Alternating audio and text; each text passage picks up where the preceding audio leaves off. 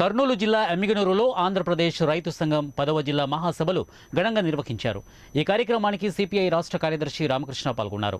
ముందుగా పంచాయతీరాజ్ కార్యాలయం నుండి ప్రధాన కూడలి మీదుగా ర్యాలీగా వచ్చి సోమప్ప సర్కిల్లో ఏర్పాటు చేసిన సభా ప్రాంగణానికి చేరుకున్నారు. ర్యాలీలో ప్రస్తుతం కరువుతో రైతులు పడే కష్టాలు, ఎద్దుల బండి కాడమోసి రైతు ఆత్మహత్య చేసుకునే దృశ్యాన్ని ప్రదర్శించారు.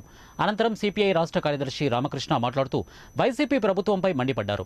రాష్ట్రంలో కరువు తాండవమాడుతుంటే ముఖ్యమంత్రి జగన్మోహన్ రెడ్డి మాత్రం నిమ్మకు నీరెత్తినట్లు వ్యవహరిస్తున్నారని విమర్శించారు.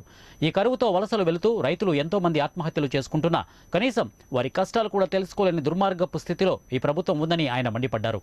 వచ్చే ఎన్నికల్లో ప్రజలు అంతా కలిసి జగన్మోహన్ రెడ్డిని గద్దె దింపడం ఖాయమని సిపిఐ నేత రామకృష్ణ తెలిపారు. జగన్మోహన్ రెడ్డికి కాలు నొప్పున్నా సరే తుఫాన్ వచ్చింటే రైతుల దగ్గర పోయాడని పెట్టాడు.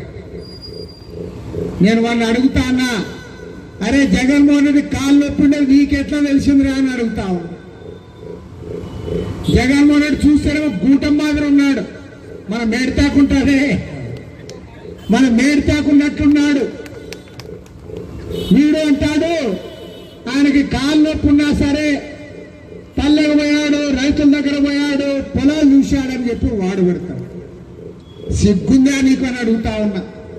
అరే సిగ్గులేని దద్దమ్మ, రాష్ట్రంలో లక్షలాది ఎకరాల్లో రైతులందరూ కూడా పంటలు పోయి అల్లాడిపోతా ఉంటే, అప్పుల పాలై ఉంటే వాళ్ళ దగ్గర పోయి మాట్లాడవా?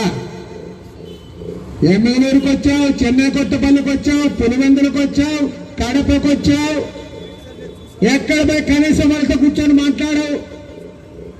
కడప జిల్లా పులివెందుల్లో కూడా కరువు ఉంటే కడప జిల్లా కరువు మండలాలు డిక్లేర్ చేయలే. కరువు మండలాలు డిక్లేర్ చేయకపోతే ఇవాళ జగన్మోహన్ రెడ్డి సిగ్గుపోయింది. అక్కడ ఆడ మొత్తం జిల్లా పరిషత్తులో ఒకే ఒక తెలుగుదేశం